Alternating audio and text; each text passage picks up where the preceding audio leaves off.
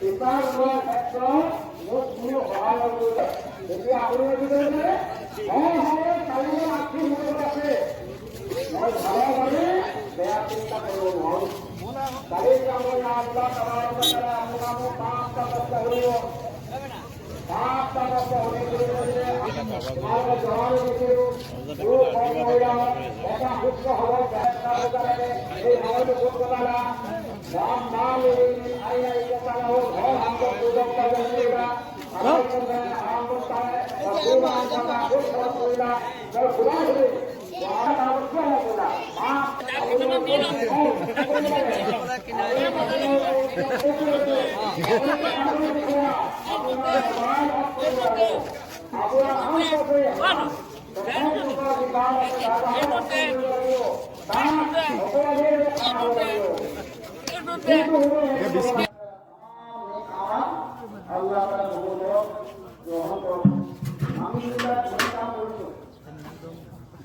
আমি নেক কাম কৰিছো, এই নেক কাম বিলাকৰ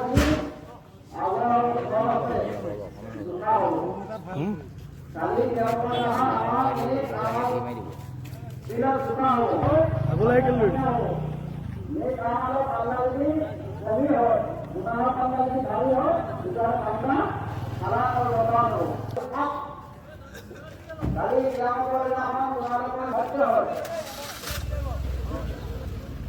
একদম ভৰি লগাব দিছে নি?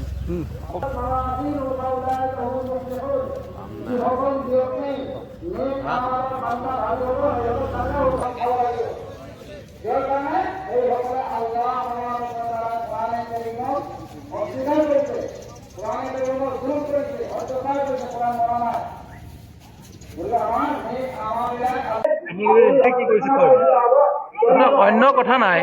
জুবিন গাৰ্গ হৈছে আমাৰ হিয়াৰ আমঠু, এজন ইণ্টাৰনেশ্যনেল লেভেলৰ হৈ গৈছে এতিয়া বৰ্তমান প্ৰেক্ষাপটত অসমৰ হিয়াৰ আমঠু। আৰু সেই হিয়াৰ আমঠুজনক জাতি বৰ্ণ ধৰ্ম নিৰ্বিশেষে তেওঁক সদায় স্মৰণ কৰে। তাৰ পৰিপ্ৰেক্ষিতত আমিও আজি এই পবিত্ৰ ঈদ উল ফিতৰৰ নামাজৰ প্ৰাক মুহূৰ্তত আমি তেওঁক স্মৰণ কৰিছোঁ। তেখেতৰ ৰুহৰ মগফিৰাত যাতে ৰুহৰ বেহেচ নচিব হয়, তাৰ কাৰণে আমি আজি ঈদগাহত আমাৰ ইমামসকলক আমি অনুগ্ৰহ কৰিছোঁ যে তেওঁৰ ৰুহৰ মগফিৰাত যাতে বৈকুণ্ঠত স্থান পায়, তাৰ কাৰণে আমি দোৱা কৰিবৰ কাৰণে আহ্বান জনাইছোঁ। আমি হাতীকুক ঈদগাহ ময়দানে এই এটা পদক্ষেপ লৈছোঁ। পাঁচজন হৈছে বিচাৰাধীন হৈ আছে।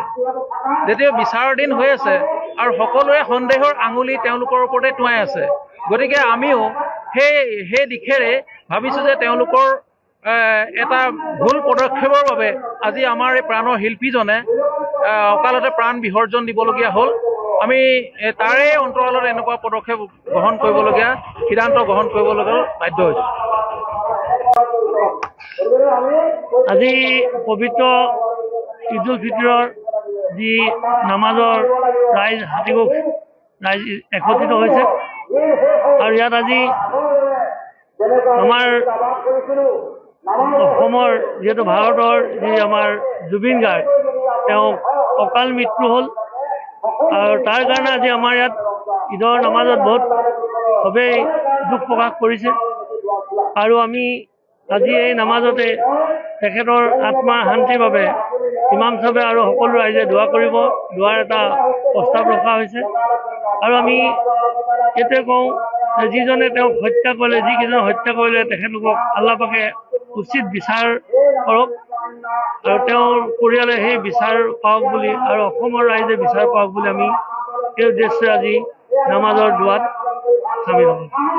দেখা গৈছে আপোনালোকে আমি শুনা মতে আমি দেখা নাই যে অসমৰ ৰাইজে পৃথিৱীৰ ৰাইজে কৈছে তেওঁলোকে হত্যা কৰিলে ষড়যন্ত্ৰ কৰি।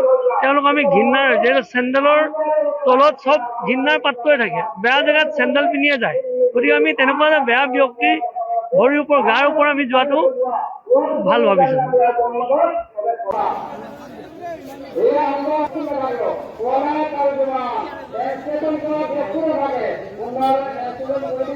Allah